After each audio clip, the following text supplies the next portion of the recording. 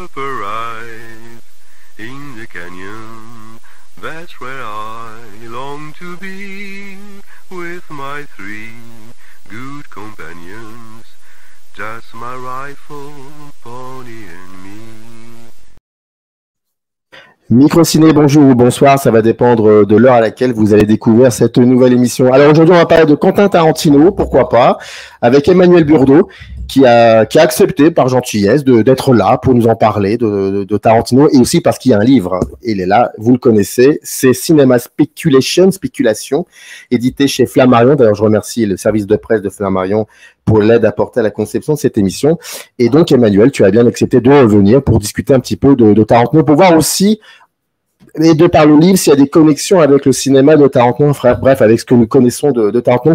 Avant qu'on commence, pour celles et ceux qui auraient l'autre cuidance de ne pas te connaître, tu as été rédacteur en chef au Cahier entre 2003 et 2009, tu as été critique de cinéma, auteur de plusieurs ouvrages. Et actuellement, tu as un podcast avec Thierry Lounas qui s'appelle d'ailleurs Speculation, c'est par SoFilm.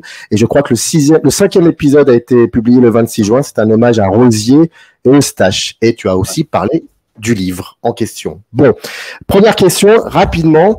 Tout d'abord, avant de commencer à parler de livre, je voudrais juste savoir, Tarantino, dans ton histoire du cinéma, c'est quoi, c'est qui, ça t'a un peu déstabilisé, ça t'a bousculé, comment tu pourrais le présenter? Je pense je donnerais 3 moments. Il y a un premier moment qui est pour moi très important, qui m'a marqué, je pense que je ne suis pas du tout le seul. C'est la sortie de Pulp Fiction, mais je dirais même plus encore que la sortie de Pulp Fiction. C'est la publication d'un texte dans Trafic, donc la revue créée par Danet, d'un texte sur Pulp Fiction par Pascal Bonitzer, qui s'appelait De la distraction, et un texte qui, à un moment où beaucoup de critiques de cinéma sérieux recevaient ce film avec beaucoup de pincettes, ne l'aimaient pas, disons. Bonitzer fait un article absolument génial que j'ai lu et relu beaucoup depuis, où il défend avec beaucoup d'ardeur Pulp Fiction, en disant qu'en gros, c'est l'histoire de gens, en gros, là où tout le monde voyait de la violence gratuite et du cinéma cool, soit pour l'aimer, soit au contraire pour dire que ça n'avait aucun intérêt, lui explique que c'est l'histoire d'un monde dans lequel, en gros, les hommes ont perdu le sens des mots et se laissent aller à de la distraction, c'est-à-dire à ne pas faire ce qu'ils devraient faire, et que c'est un film qui raconte l'histoire d'une conversion à travers le personnage de Samuel L. Jackson, c'est-à-dire de quelqu'un qui, après avoir beaucoup bavardé et dit beaucoup n'importe quoi, comprend que les mots ont un poids, et donc finit par construire un vrai rapport avec la réalité. Et Bonitzer plaçait son texte sous le signe d'une citation de Kafka qui est très, très connue, qui est « Écrire, c'est sortir du rang des assassins », c'est-à-dire en fait, l'une des thèses de Bonitzer était d'expliquer comment ce film montre que dès le moment où l'on cesse de dire n'importe quoi, on cesse aussi de tuer, parce que justement, on comprend le rapport entre le langage et la réalité, et donc on comprend que tuer, c'est mal, pour dire les choses. Voilà, ça c'est la première. Ça m'a beaucoup, beaucoup marqué, parce que je n'aimais pas beaucoup Pulp Fiction, et je trouve ce texte absolument... c'est un texte parfait, en fait, parce qu'il défend le film, mais en même temps, il ne fait pas le malin, il ne le défend pas à contre-pied, il le défend vraiment. Et puis, en plus, beaucoup, beaucoup des choses que Bonitzer dégage dans ce texte, d'une certaine façon, sont prémonitoires pour la suite des films de Tarantino. Bon. C'est pour moi ce premier épisode. Le deuxième épisode, c'est 2005 ou 2006, je ne sais plus. C'est la projection à Cannes, sélection à Cannes de Boulevard de la Mort, qui est un film qui n'avait pas intéressé grand monde et que moi j'ai trouvé extraordinaire, qui m'a vraiment beaucoup, beaucoup plu. Et à l'occasion de ce film, avec Cyril Nera, on a fait un long entretien avec Tarantino. Long parce qu'on a passé plus de 3 heures avec lui. Ça m'a beaucoup marqué aussi. Et je crois que c'était un entretien en plus qui n'était pas inintéressant parce qu'on était sans doute les premiers à... Moi, je voulais absolument pas qu'on l'interroge sur les références cinéphiles, sur ce que tout le monde fait tout le temps. Je voulais qu'on l'interroge vraiment sur son cinéma et pas la manière dont ce cinéma est la reprise d'un autre cinéma. Voilà. Et puis le troisième épisode, sans doute pour moi le plus important, c'est la découverte de Once Upon a Time in Hollywood, que j'ai trouvé un très grand film et que je continue à trouver un très grand film, et qui m'a amené d'une certaine façon à me réintéresser à tous les films de Tarantino, en me disant que ce qui arrive à la fin du film, je pense qu'on peut le dire maintenant, le film est on peut spoiler sur la chaîne, il n'y a pas de problème. Oui, il n'y a pas de problème. C'est-à-dire le fait que le personnage de Sharon Tate ne meurt pas, que cette réécriture de l'histoire, qui n'était pas une première chez lui, puisque déjà il avait fait mourir Hitler autrement que tel que ça arrive dans la réalité historique, c'est-à-dire dans un cinéma, dans Inglourious Basterds, que en fait cette fin-là n'était pas, comme beaucoup continuaient à le trouver, simplement une espèce de caprice de Tarantino pour montrer que, au fond, lui, il fait tout ce qu'il veut, qu'il n'entretient aucun rapport avec la réalité, il réécrit l'histoire parce qu'il est comme ça, il est très doué, et puis il n'en fait qu'à sa tête, et puis c'est un mauvais garçon, mais qu'il y avait une logique à l'œuvre dans ces films depuis le début qui, d'une certaine façon, devait conduire à ça. Donc, en fait, je commençais à travailler un livre qui était d'abord un livre sur Once Upon a Time in Hollywood, mais en repartant du début, comme si Once Upon a Time in Hollywood était d'une certaine façon l'aboutissement de tout ce qu'il avait fait depuis le début. Bon, puis ce livre je ne l'ai pas terminé, je l'ai laissé tomber pour l'instant, avec l'idée peut-être de faire un jour un livre sur Tarantino en général. Alors là, maintenant, de toute façon, la perspective a changé parce qu'on sait qu'il va faire son dernier film. Mais j'aimais bien l'idée de faire de faire un bilan avant la fin. Ça me plaisait pas mal, cette idée que peut-être le sommet de l'œuvre de Tarantino, c'était l'avant-dernier film. Bon, on va voir ce que ça va donner, là. Mais voilà, s'il y avait 3 moments, c'est un peu ces 3 moments-là qui ont compté pour moi. Ouais. Par rapport au livre qui est édité chez Flammarion, qui a été traduit, tu dis 2 choses. Tu parles de cette conversation qui a duré plus de 3 heures en 2005 au Festival de Cannes. Avec le recul et après avoir lu le bouquin, est-ce que l'homme face à toi, face à vous deux, qui avait cette capacité, cette propension à parler de cinéma, est-ce que en fait tu l'as retrouvé dans les lignes de ce bouquin, petit 1, et petit 2, quand tu parles, quand tu dis je voulais absolument pas qu'on tombe dans le cliché des références cinéphiliques, etc. Je voulais qu'on parle de son cinéma. Est-ce que quand on lit le bouquin, selon toi, est-ce qu'on comprend mieux, mais beaucoup mieux, son cinéma, voire même cette manière qu'il a, et qui a été énormément critiquée, de réécrire l'histoire, mais tout en utilisant le cinéma dans son ensemble et dans ce qu'il représente? Alors, comme diraient les hommes politiques à la télé, ça fait 2 questions. Donc, je vais d'abord répondre à votre première question. La première question, est-ce que j'ai retrouvé dans le livre? Oui, j'ai retrouvé. Oui, c'est ce que j'ai retrouvé dans le livre, ce dont j'avais gardé un souvenir, c'est-à-dire quelqu'un qui est un peu foufou, en effet, mais qui en même temps est extrêmement structuré, c'est-à-dire qui a un fonctionnement de pensée assez mathématique. C'est-à-dire que Tarantino, aussi bien dans l'entretien que dans le livre, c'est quand même quelqu'un qui à chaque fois dit « Ok, je vous dis A, si je vous dis A, ça implique que je vous dise B, ou ça implique que je vous dise pas B, et si je vous dis pas B, ça implique que je vous dise pas ça non plus. » Voilà, il est toujours comme ça. Et dans l'entretien, dans le livre encore plus, puisque dans le livre, il n'arrête pas de dire « Ok, imaginons que ce film aurait été interprété par tel autre acteur, qu'est-ce que ça aurait changé? Imaginons que le studio ait décidé de couper cette scène, essayons de comprendre pourquoi cette scène n'a pas été coupée. Si cette scène n'a pas été coupée, c'est parce qu'il pensait que telle autre scène était nécessaire. Il fonctionne toujours par postulat, hypothèse, et à partir de là, il y a une pensée mathématique, en fait, enfin, oui, ou logique très forte, disons logique très très forte. Ça, j'ai absolument trouvé. Ensuite, pour répondre à votre deuxième question, à ta deuxième question, d'abord, je distinguerai 2 choses. La raison pour laquelle nous, on ne l'avait pas interrogé sur ces références, c'est parce que c'est ce que faisait tout le monde et que je pensais qu'il y avait autre chose à dire. Ça ne veut pas du tout dire que je considère que ces références, elles sont sans intérêt. Quand j'ai travaillé sur Once Upon a Time in Hollywood, qui est un film qui est sur le cinéma, j'ai beaucoup travaillé sur, par exemple, je sais pas, la carrière des acteurs dont s'inspire le personnage de Leonardo DiCaprio, Ralph Meeker et d'autres. C'est évidemment passionnant. C'est pas du tout que c'est sans intérêt. Voilà. Dans le livre, il est. Alors moi, je trouve que cet essai, pour moi, il est quand même inférieur à son roman, dont on dira peut-être un mot. Le roman, la novélisation, si on peut dire, du film, qu'il a publié 1 an auparavant, et qui est en fait beaucoup plus qu'une novélisation au sens classique du terme. Mais dans le livre, dans ce livre Cinéma Spéculation, qui est donc consacré à une dizaine de films des années 70, parce que c'est le cinéma des années 70, qui n'est pas consacré d'ailleurs uniquement à des films, il y a quand même un chapitre qui est consacré à un critique de cinéma. C'est très rare qu'un cinéaste rende hommage à un critique de cinéma, et surtout de cette façon-là, et un critique de cinéma obscur. Il le dit, enfin, moi je ne connaissais pas, et je crois qu'il y a pas quelqu'un qui s'appelle Kevin Thomas.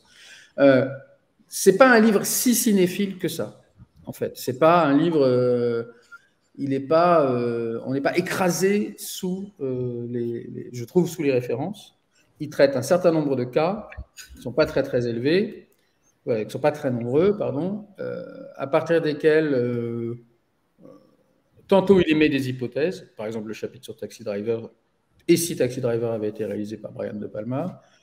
Et il y a je dirais qu'il y a deux approches, ces approches un peu hypothétiques, logiques, mathématiques, qui consistent à dire si j'enlève un élément de ce film, en quoi est-ce qu'il aurait été différent? Est-ce que moi je l'aurais fait différemment? Est-ce que ceci? Est-ce que ça? Est-ce que? Et si? Voilà, ce qui est quand même, il me semble, la grande question de Tarantino. Et si Hitler mourait dans un cinéma? Et si? Voilà. Et là aussi, c'est que des. Et si, c'est des. Et ça, Boyitzer le disait vraiment dès son article sur Pulp Fiction, c'est-à-dire qu'il y a des espèces d'univers possibles. Et puis l'autre chose, et là, il m'épate un peu presque par son inconscience, c'est que c'est un livre dans lequel Tarantino ne cherche pas du tout. Il s'intéresse énormément à la représentation de la violence dans les films, aussi bien les films de John Flynn, qui est un cinéaste très peu connu en France, que les films écrits ou réalisés par Paul Schrader, qui est sans doute le personnage principal du livre, c'est celui qui revient le plus. Il s'intéresse énormément à la représentation de la violence, mais à aucun moment il ne cherche à se dédouaner. Enfin, c'est pas vraiment des questions morales qu'il se pose. C'est autre chose. C'est-à-dire qu'il parle que de ça, mais en même temps, à aucun moment, on a l'impression qu'il a écrit le livre pour répondre à ses accusateurs. Voilà. Il a un autre. C'est très étrange la manière dont parfois il consacre 20 pages à un film et puis il finit par dire, comme par exemple Hardcore de Paul Schrader, il finit par dire qu'il trouve que c'est vraiment nul. Parfois, il propose une relecture, en tout cas, moi je suis très convaincante, en tout cas a priori, d'une scène de violence extrêmement connue. Par exemple, la fameuse scène de Dirty Harry où il pointe le flingue et il dit au type qui est à terre Feel Lucky Punk, où il explique que dans l'imaginaire de l'époque, certes il y a Dirty Harry, mais que le type il ressemble vraiment à un membre des Black Panthers et qu'il faut bien comprendre que. Donc voilà, mais il assume absolument, et sans doute à ses risques et périls, il assume absolument ce que certains appelleraient, je sais pas quoi, fascination pour la violence, disons. Voilà. Mais est-ce que il y a une chose qui m'a surtout étonné dans cet essai, comme tu dis, c'est alors peut-être que je me trompe, tu me contrediras, mais il se positionne comme un critique de cinéma. D'ailleurs même on sait que c'est quelqu'un qui c'est important pour lui la critique de cinéma, mais alors peut-être que je l'ai mal lu ce livre, mais j'ai pas l'impression qu'il s'attarde sur la mise en scène. Non, pas particulièrement, c'est vrai. C'est très étonnant. Non. C'est très étonnant, je trouve. Pas particulièrement. C'est pas... Non. Il ne cherche pas à nous dire que lorsqu'il parle de ses films, il le fait vraiment en cinéaste, c'est-à-dire dans quelqu'un qui connaît et pratique la mise en scène, c'est vrai. Je crois d'ailleurs qu'il ne fait pas il ne distinguerait pas, je pense, le Quentin Tarantino spectateur du Quentin Tarantino cinéaste.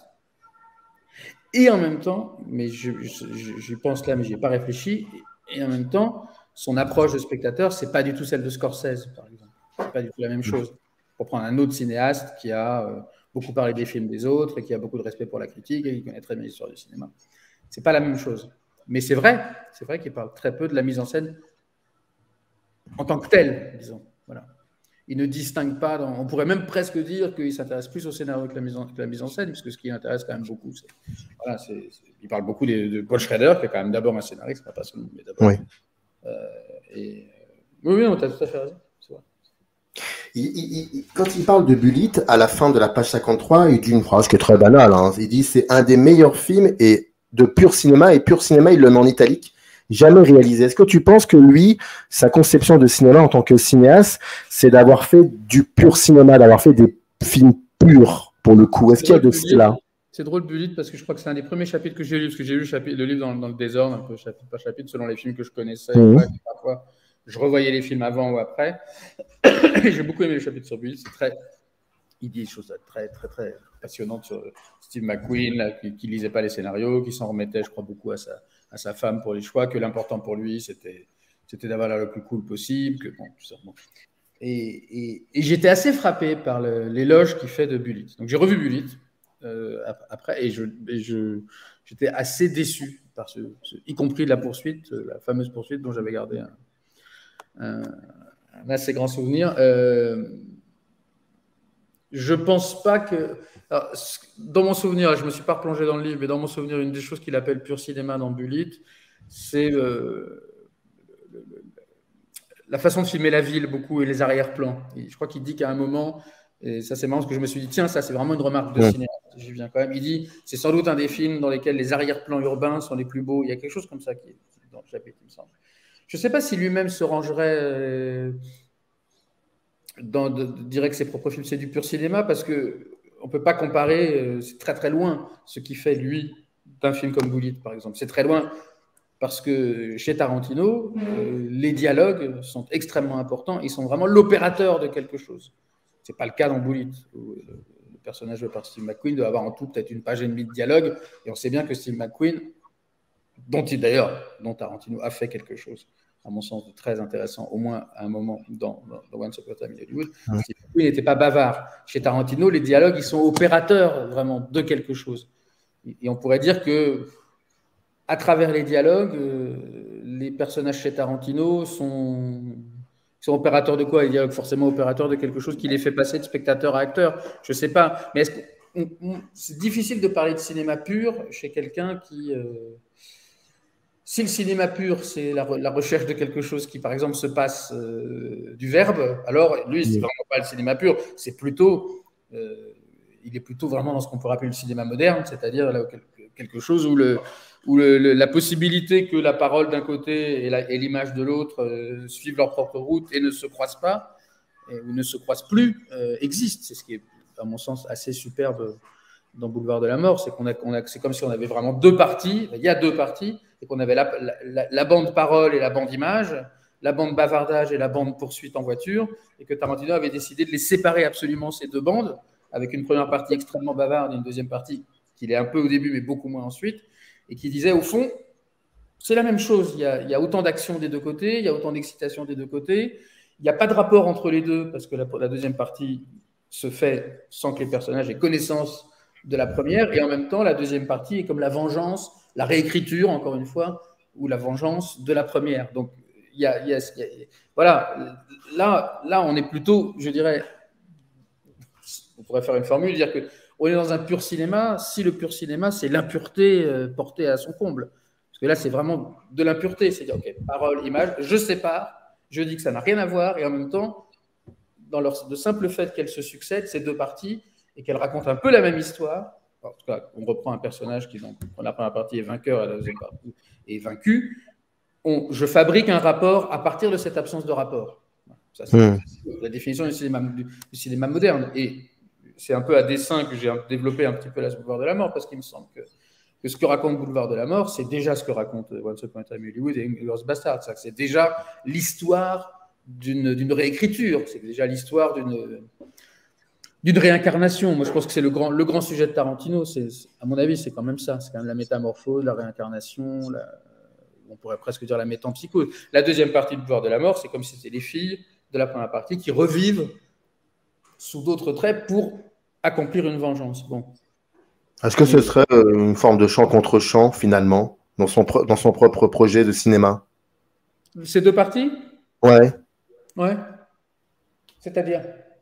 C'est-à-dire que autant dans son livre, il n'arrête pas de dire et si, mais il le fait même à l'intérieur de ses propres films. Ah, mais bien sûr, je pense que c'est là.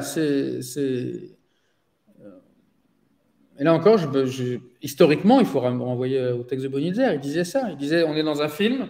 Ouais. Parce que ce qui avait marqué Bonitzer, c'était par exemple le fait que dans Pulp Fiction, il y avait un personnage, je crois que c'est le personnage de Travolta, qu'on voit mort dans une scène, et puis un quart d'heure après, il est vivant. Parce que comme la narration n'est pas droite, il disait en fait, on est comme si on passait d'un monde à un autre. On est dans des univers compossibles ou des univers. Et là aussi, comme Bonitzer s'intéresse un peu, je crois, un peu à la science, un peu aux maths, il en parlait un petit peu comme ça, en disant bon, ben voilà, j'ai un univers possible ici, un autre univers possible là, et puis ils se croisent bizarrement. Et on est dans un cinéma, comment dire, Tarantino est un ennemi du numérique et du virtuel, mais c'est un cinéma fait uniquement sur des virtualités, voilà, sur des virtualités d'existence. Et si ce personnage mourait là, puis revivait ensuite, qu'est-ce qui se passe? Et si? Bon. Comme j'ai été amené par la grande admiration et même fascination que j'ai ressentie pour Once Upon a Time in Hollywood, à me repencher sur l'ensemble du cinéma de Tarantino, j'ai donc repris à zéro. Et reprenant à zéro, j'ai recommencé évidemment avec Reservoir Dogs, et je me suis rendu compte d'un truc tout bête, mais en même temps qui me paraît pas sans intérêt. C'est que si on prend la première scène de Reservoir Dogs, qui est cette scène culte de discussion sur les paroles de Like a Virgin, en fait, on est déjà là-dedans, puisque la discussion, c'est pas, comme on l'a beaucoup dit, c'est pas, oui, un cinéma qui glose sur des objets qui sont pas vraiment des objets d'art et qui construit des trucs un peu délirants sur des chansons pop qui n'en valent pas forcément la peine. Il y a cet aspect-là de pop culture, on peut dire, et d'érudition sur des domaines populaires, donc a priori plutôt dépréciés. Mais si on écoute de quoi il est question de savoir dans quelle mesure est-ce qu'une femme peut ou ne peut pas se sentir like a virgin, comme une vierge. Et il y a deux hypothèses qui sont émises à ce moment-là. Deux hypothèses. Déjà, là, on part. Déjà, ne serait-ce que cette question, comment est-ce qu'on peut être de nouveau comme une vierge? Pour moi, c'est exactement pareil que ce qui arrive à la fin de Once Upon a Time in Hollywood, c'est-à-dire comment quelqu'un qui est mort peut revivre. Puisque c'est ça, être comme une vierge. J'ai déjà vécu, mais en fait, je recommence à zéro. Et il y a deux hypothèses qui sont émises. Alors, c'est pas facile à dire parce que c'est un peu grossier, c'est un peu trivial, c'est un peu vulgaire, mais je vais essayer de l'énoncer rapidement. Et la première hypothèse selon laquelle cette fille qui a connu beaucoup d'amants, un jour rencontre un mec qui est tellement bien membré qu'il lui donne un plaisir qui est le même qui est comme le plaisir de la première fois, disons, comme la première fois. Et puis il y a une deuxième hypothèse selon laquelle cette femme se sent comme une vierge parce que elle qui a connu beaucoup d'amants, des amants sans doute des amants d'un soir, soudain elle tombe amoureuse. Donc elle découvre là l'amour physique, mais pas seulement physique, aussi comme pour la première fois. Bon, et je pense que cette question, pour moi, c'est un peu la question du cinéma de Tarantino, c'est-à-dire, si je résume, quelles sont les conditions sous lesquelles il serait possible de retrouver quelque chose qui serait de l'ordre de la première fois. Et c'est-à-dire sous quelles conditions il est possible de vivre quelque chose qui s'apparente à une renaissance, au sens peut-être mystique, mais aussi au sens tout simplement d'un recommencement. Et je pense que c'est quelque chose qu'on trouve aussi bien dans Boulevard de la Mort, où le film vraiment recommence à zéro, passe à la fin, que dans Inglourious Basterds, où il s'agit de dire comment est-ce que je peux re-raconter l'histoire de la Deuxième Guerre mondiale, c'est-à-dire faire mourir Hitler, et encore plus dans Once Upon a Time in Hollywood, où il s'agit de dire, OK, je vais raconter un des faits divers les plus célèbres de la deuxième moitié du siècle, en tout cas aux États-Unis, mais je vais créer les conditions, ce serait un peu long à expliquer, mais je crois qu'il les crée, qui vont me permettre de le raconter comme s'il n'avait jamais été raconté. Voilà. Et il y a le grand moment, un des grands moments qui permet ça dans le film, c'est cette scène très complexe, mine de rien, qui est le moment où le personnage de Sharon Tate, joué par Margot Robbie, va au cinéma. Exactement. Et ne va pas voir, comme tout le monde l'a dit, un film dans lequel elle joue, mais va voir un film dans lequel joue son modèle. c'est pas quelqu'un qui se regarde à l'écran, puisqu'on a d'un côté Margot Robbie et de l'autre côté Sharon Tate. C'est quelqu'un qui va se confronter à son modèle réel et à qui il arrive quelque chose à ce moment-là, qui est assez difficile à décrire, mais je pense que c'est une fois qu'elle a vécu cette sorte d'expérience dans la salle de cinéma, d'être confrontée à la personne qu'elle incarne, que lorsqu'elle sort, il y a ce plan assez, très beau où elle sort, c'est la fin de l'après-midi, elle est sur un petit nuage, où elle est déjà d'une certaine façon transfigurée, transformée. Je pense qu'à partir de là, on peut dire que les conditions sont presque réunies pour que l'on puisse accepter comme étant plausible et comme étant construit, comme étant établi la possibilité que cette Sharon Tate-là continue à vivre. Autrement dit, je ne crois pas du tout, mais je l'ai déjà dit un peu, que Tarantino fonctionne par coup de force et qu'ils disent, oui, ben voilà, moi je suis Quentin Tarantino, je suis une énorme star, je fais ce que je veux, si je veux changer le destin d'un acteur, tuer un dictateur, tuer Hitler ailleurs, il n'y a pas de problème, je fais ce que je veux. Non, je ne dis pas non plus que la réflexion que je donne est celle qu'il a, lui, de fait, lorsqu'il fait un film. Je pense que c'est aussi la question, évidemment, de Pulp Fiction, c'est-à-dire, à la fin de Pulp Fiction, les deux tueurs à gages quittent le diner, là, dans leur tenue un peu hawaïenne. Ouais. Voilà. Il y en a un des deux dont on sait qu'il est mort, en fait, et puis il y en a un autre, Samuel L. Jackson, Jules Winfield, qui est au début d'une nouvelle vie. Voilà. Donc la question de la conversion, de la renaissance, de la nouvelle vie, elle est tout le temps chez Tarantino. Et dans Pulp Fiction, il y a ce moment qui avait beaucoup intéressé Bonitzer, mais je pense qu'on peut le développer encore davantage. C'était juste un article qu'il a fait, qui est le moment, pour lui, sommet de la distraction dans le film, qui est le moment où les deux tueurs tuent par inadvertance Marvin dans la voiture, parce qu'ils sont en train de discuter, et Travolta lui parle en utilisant un peu son flingue comme un truc pour soutenir ce qu'il a à dire, et puis la voiture passe sur un caillou, je ne sais quoi, et hop, il tire. Voilà. Et ce meurtre par inadvertance, ce non-meurtre, si on peut dire, fait suite à un autre non-meurtre enfin, en tout cas, un autre non-meurtre qui intervient juste avant, qui est le moment tout aussi célèbre, où les deux types se font tirer dessus à bout portant, et on réchappe. Et à partir de là commence tout un long processus qui va les conduire à revêtir une autre tenue, où ils vont devoir aller chez ce type qui est joué par Tarantino, laver la voiture, se changer, etc. C'est-à-dire qu'il y a là pendant 45 minutes, et c'est sans doute moi ce que je préfère de loin dans le film, pendant 45 minutes, certes filmé avec beaucoup d'humour, dans une espèce de distance un peu cool avec le gore, il y a vraiment l'histoire de ce qui arrive à ces deux tueurs dès lors qu'ils sont confrontés, on peut dire, à la succession de deux non-meurtres. Eux devaient mourir et ils ne meurent pas, on leur tire dessus, ils n'ont rien, alors que le type ne devait pas mourir, parce qu'il ne voulait pas le tuer, et il meurt. Voilà. Et ça enclenche quelque chose qui va les faire renaître l'un comme l'autre. Notamment, il y a tout le moment où ils passent sous la douche, il faut se laver, remettre les trucs, machin. Voilà. Et je pense que ça, c'est raconter comment des gens arrivent à rentrer dans l'hypothèse d'une nouvelle vie. C'est un peu, à mon sens, le projet de Tarantino. Alors, pardon, on s'est écarté du livre. Et c'est vrai que le livre, ce qui est intéressant dans le livre, je trouve, un peu décevant de prime abord, mais intéressant aussi, c'est qu'il ne fait jamais le lien avec ses propres films, à ma connaissance. Très rarement.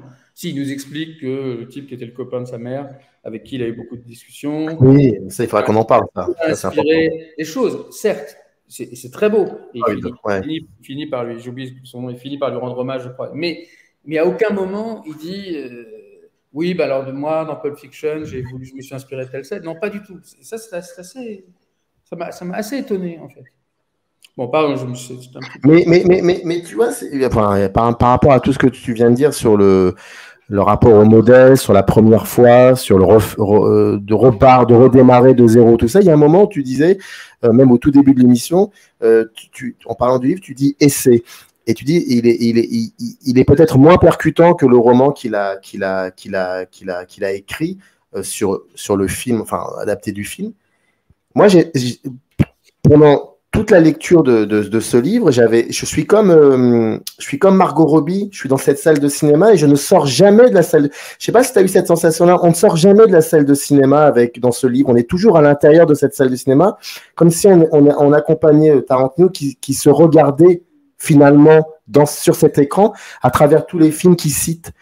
Et j'ai l'impression que ça pourrait être un roman aussi, parce qu'il parle de ce critique de cinéma qui, effectivement, je l'avouerai, moi, je ne le connaissais pas, qui écrivait pour le Los Angeles Times, Kevin Thomas. Et puis, tu viens de l'évoquer, Floyd, Note de bas de page, qui est le dernier chapitre du bouquin et qui est impressionnant.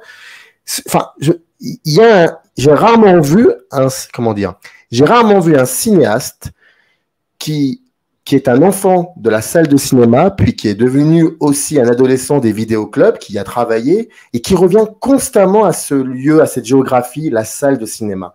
Et cette géographie, on la voit même dans ses propres films. Et dans le livre, moi, j'ai l'impression qu'elle est toujours là. On ne sort jamais de la salle de cinéma. Parce que si on en sortait, là, pour le coup, on pourrait parler des films qu'il a fait. Mais non, c'est pas trop ça qui m'intéresse. Ce que tu dis est très juste. Et je pense qu'il y a là une différence fondamentale entre, disons, la conception qu'il a, lui, comme cinéaste américain de la salle de cinéma, avec, disons, la conception qu'on en a, nous, en France. C'est-à-dire que je pense qu'en France, on a quand même été beaucoup marqué par l'idée que la cinéphilie a pris fin avec mai 68. Ça a été dit 250 000 fois. Et que si elle a pris fin avec mai 68, c'est que la cinéphilie et donc l'expérience de la salle était quelque chose qui était fondamentalement coupé du monde. C'était quelque chose qui nous tenait, qui tenait les cinéphiles à l'écart du monde et à l'écart des événements du monde. Que dès l'instant où ils se sont pris un peu le monde en pleine face, disons, avec mai 68, ils n'ont plus voulu retourner en salle parce que la salle était le lieu justement où on se tenait, où on refusait le monde. Alors qu'il est clair que pour Tarantino, c'est pas ça du tout.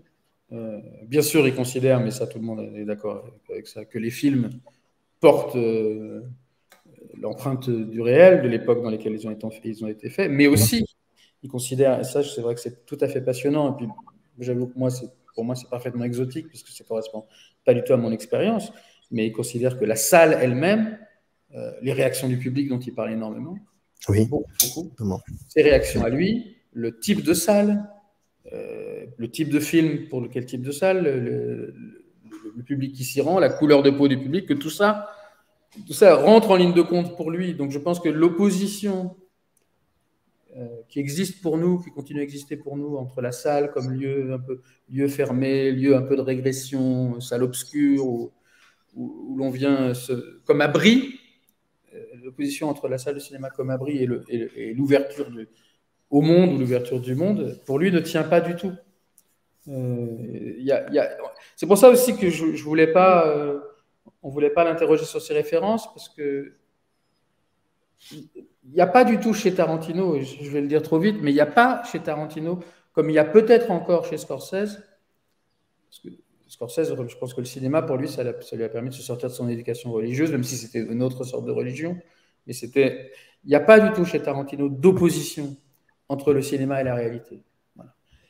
Et on peut l'entendre de mauvaise manière en disant, comme il n'y a pas d'opposition entre le cinéma et la réalité, il confond les deux, il fait n'importe quoi. C'est-à-dire, il pense que le monde entier obéit aux règles cinématographiques, c'est-à-dire à une absence de règles. Non, je ne crois pas. Je pense qu'au contraire, le rapport entre les deux, alors du coup, je me contredis un petit peu, mais l'intéresse énormément. C'est ça dont il est question dans la fameuse scène de Margot Robbie va au cinéma. Parce qu'il est question de ce que c'est quand une actrice va se confronter à son modèle. Sauf que son modèle, il est aussi cinématographique. Donc on peut dire que c'est la rencontre de deux réalités, comme on peut dire que c'est la rencontre de deux fictions. Ça dépend où on se place. Mais je pense que oui, il n'y a pas d'opposition pour lui entre. Il y a pas une espèce de. Le cinéma n'est pas un domaine réservé pour Tarantino. C'est pour ça que j'étais agacé de toujours le voir qu'on le renvoyait à ses références, parce que le renvoyer à ses références, c'était supposer qu'il existe un monde clos de la référence cinématographique qui ne serait qu'une sorte d'enclos à l'intérieur du monde est coupé du monde. Non, c'est pas vrai du tout. Chez Tarantino, je pense que les références cinématographiques, elles ont le même statut qu'un fait divers, par exemple. Puisque c'est ça. C'est pour ça que l'intéresse aussi Sharon Tate, parce que Sharon Tate, c'est à la fois un des faits divers les plus connus, les plus documentés de la deuxième partie du XXe siècle aux États-Unis, et en même temps, ça a directement à voir avec le cinéma. Mais c'est ça qui l'intéresse. Donc c'est sûr que quand il parle des films dans ce livre, il parle toujours aussi de l'expérience de la salle, mais pas du tout dans une mythologie européenne, encore une fois, de la salle comme de ce lieu qui nous tient à distance de. Bon. Et je voudrais dire un mot quand même du roman, si tu veux. Je t'en prie. Et inviter les gens à le lire. Pourquoi ? Parce que, puis je pense que ça s'inscrit un peu dans ce qu'on a essayé de dire, parce que ce qui est étonnant dans ce roman, c'est que tantôt il obéit à cet intitulé de novélisation, parce que c'est les scènes qu'on voit dans le film qui sont juste écrites, et tantôt au contraire, il retranche ou il ajoute par rapport au film. C'est-à-dire qu'il y a des choses du film qu'on ne retrouve pas du tout, mais il y a aussi des choses qui ne sont absolument pas dans le film. Le personnage de Cliff Booth, qui est interprété dans le film par Brad Pitt, est très développé dans le livre. Son passé est très développé. Il est répondu à la fameuse question de savoir s'il a tué ou pas sa femme. On comprend, entre autres choses, pourquoi est-ce qu'il a un chien. Quelle est l'histoire de ce chien ? Et on découvre quelque chose. Moi, j'y ai découvert quelque chose que j'ai retrouvé dans Spéculation et qui me frappe beaucoup, c'est qu'on comprend que Tarantino, qu'il aime les films, on le savait, mais on découvre aussi qu'il aime le milieu du cinéma. C'est-à-dire qu'il aime, on le voit dans Once Upon a Time in Hollywood, mais j'ai trouvé que c'était plus frappant encore dans le roman. Et il y a un chapitre vers la fin que je trouve tout à fait étonnant, où d'ailleurs le jeune Quentin Tarantino apparaît pour demander un autographe, mais ça c'est presque un détail. Ça se passe dans un bar où les acteurs se retrouvent un peu le soir après les tournages, et c'est des discussions entre acteurs, des acteurs plutôt pas des stars, hein, pas forcément des acteurs ratés, mais pas des stars. Et il y a une discussion que j'aime énormément, parce que je trouve qu'elle résume beaucoup de choses du fonctionnement de Tarantino. C'est pas de La Grande Évasion dont il est question, je crois, mais c'est quand même un acteur qui, un peu comme le personnage de DiCaprio dans Once Upon a Time in Hollywood, raconte qu'il pensait avoir un rôle et puis il ne l'a pas eu parce qu'on lui a préféré d'autres acteurs. Et donc il discute avec un type et il lui dit, tu vois, j'ai pas eu ce rôle parce que il y avait 8 acteurs qui étaient devant moi dans la liste, donc j'avais aucune chance de l'avoir. Et le type lui dit, ok, d'accord, mais imagine que le numéro 1 de cette liste, il n'ait pas voulu prendre le rôle parce qu'il ne le trouvait pas intéressant. Donc on arrive au numéro 2. Imagine que le numéro 2, il se soit cassé, j'invente, qu'il se soit cassé dans de ski. Donc c'est pas lui. Imagine que le numéro 3, il ait perdu son père à ce moment-là, il ne peut pas le faire. Imagine que le numéro 4, au fond, on ne le choisit pas parce qu'il a pris 50 kilos, ça ne convient plus. Ainsi de suite. Et on arrive à toi. Il dit, à ce moment-là, tu aurais été le dernier de la liste, mais ça aurait été toi. Et le mec dit, ouais, d'accord. Mais quand on en arrive là, on ne prend pas le dernier de la liste. On fait une nouvelle liste. C'est le fonctionnement tarantinien, c'est-à-dire qu'on prend une hypothèse, on l'épuise jusqu'au bout, et on l'épuise jusqu'au moment où la seule chose qu'on puisse faire, c'est passer à une autre hypothèse. Et j'aime beaucoup ce chapitre pour cette raison-là, et parce qu'il arrive à conjuguer quand même, encore une fois, une pensée qui est très logique, avec quelque chose qui a beaucoup, je sais, frappé les spectateurs de Once Upon a Time in Hollywood, et moi le premier, si je puis dire, une vraie chaleur. C'est très chaleureux. C'est pas évident, a priori, d'avoir les deux, quoi. La logique disons, la froideur scientifique, si on peut dire, et la chaleur. Et le livre, je le trouve formidable pour ça. Et puis, il apporte énormément d'éléments. Il apporte beaucoup d'éléments qui ne sont pas dans le film. Donc, ça fabrique une sorte de greffe de plus ou d'hypothèse de plus. On peut ajouter, si on veut, maintenant, quand on revoit le film, on peut savoir que Cliff Booth, s'il fait ça, c'est parce que, on peut savoir que, en fait, il a tourné dans tel film, on peut comprendre que. Et je trouve ça très. C'est la première fois que je lis. Je n'avais jamais lu une novélisation. Je sais que c'est quelque chose qui a très bien marché aux États-Unis pendant longtemps. Je crois qu'en France, on n'y est jamais venu. Mais là, encore une fois, c'est autre chose. C'est comme le film, mais avec des tiroirs et des trucs qui sont ajoutés ou enlevés. Et ça m'a beaucoup séduit. C'est pas des bonus DVD, ça n'a rien à voir, comme on dit, les suppléments, les fameux suppléments Non, DVD. Ouais. ça pourrait être un peu ça d'une certaine façon. Mais c'est vrai qu'aujourd'hui, je ne sais même pas si c'est. Il était bon, Tarantino, dans les bonus. Hein. J'avais vu des trucs où il montrait qu'il y a des scènes coupées, c'était très intéressant. Mais c'est un peu ça d'une certaine façon. Ouais, il y a quand même un peu cette idée-là. Sauf que c'est mieux que les bonus, on n'a jamais su quel statut leur donner en fait. Alors que là, c'est vraiment un livre à part entière. C'est aussi un livre que l'on peut tout à fait lire sans avoir vu le film. Je pense que c'est beaucoup moins intéressant, mais on peut.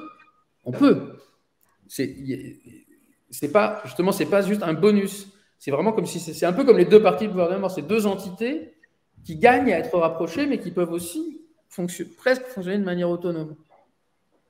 C'est dingue, on en vient toujours à ça. Et si le film était final, pouvait être aussi un livre. Exactement. Voilà, il y a toujours cela. Exactement.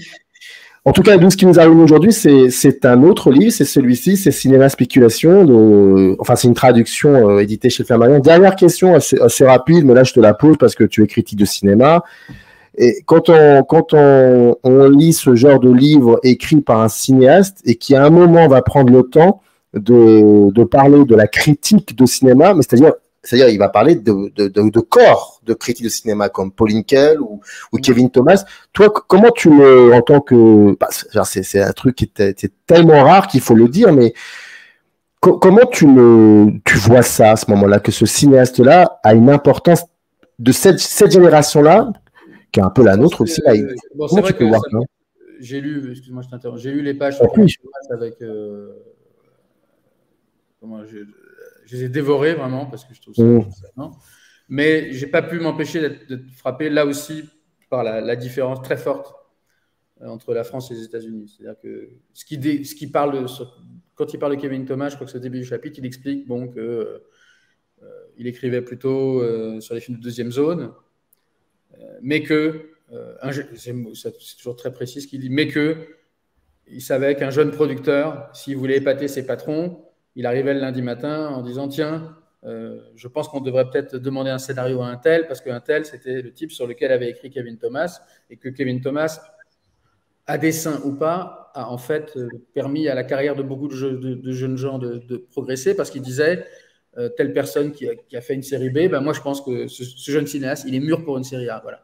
Donc c'est un rapport entre la critique et la pratique du cinéma qui n'a rien à voir avec ce que moi j'ai pu faire, par exemple, qui n'a pas grand-chose à voir, je pense, avec, disons, la tradition française de la critique en général. C'est-à-dire de dire qu'un critique n'est pas là, je dirais, d'abord pour réfléchir sur les films, mais qu'il est là d'abord pour repérer des gens et éventuellement les aider à avancer. Ça m'a totalement passionné, mais je me suis senti, je sais que je suis très loin de ça. Voilà. Je me suis aussi demandé, tiens, pourquoi est-ce que c'est jamais des choses auxquelles j'ai pensé, ou très très rarement. Voilà. Peut-être très très rarement. C'est-à-dire que en France, nous, on sait ce que c'est qu'un critique qui écrit, et puis après, il fait des films. Voilà, on connaît ce passage-là. Mais l'idée qu'un critique puisse dire, oh attention, lui là, vous voyez, lui qui a réalisé ce film-là, le film, il est pas bon, il y a 2 très bonnes scènes dedans. Donc si j'étais producteur, je penserais à lui pour la prochaine fois. Voilà. Après, ça correspond aussi à une époque. Je pense qu'aujourd'hui, ça n'existe plus, ça. Ou alors il y avait des critiques comme tu les as nommés, enfin sans les nommer dans les années 50, qui disaient cet acteur est vraiment très bon, et en fait on comprenait qu'ils les voyaient déjà dans leur propre film. Oui. Voilà. Le seul qui a fait quelque chose de ce type-là, à ma connaissance, c'est Truffaut. Parce que Truffaut avait une connaissance. Ouais. Moi je trouve ça un critique éblouissant, parce qu'il avait une connaissance suffisamment précise. Non seulement il avait l'intelligence des films, mais il avait une connaissance suffisamment précise de la situation du milieu du cinéma pour dire oui, je pense que dans un an, le cinéaste qu'on attendra, c'est un tel, parce que pour l'instant, il n'a fait que ça, mais je sais qu'il est en train de travailler là-dessus. Vous devriez prendre tel acteur, tel producteur qui travaille aujourd'hui avec tel cinéaste ferait bien de prendre tel autre cinéaste. Bon, voilà. Je pense que parfois, il brodait un peu, mais on sentait qu'il avait un rapport vraiment direct avec la vie du cinéma, quoi. Et moi, c'est vrai que ça n'a plein de raisons. D'abord, je ne me comparais pas à Truffaut, mais pour les gens de ma génération, pardon, et pas seulement de cette génération-là, les choses ne se sont jamais, je crois, formulées en ces termes. Et c'est un peu dommage. Donc ouais, ça m'a donné un peu aussi, parfois un peu des regrets. Ouais, c'est un peu dommage. Voilà.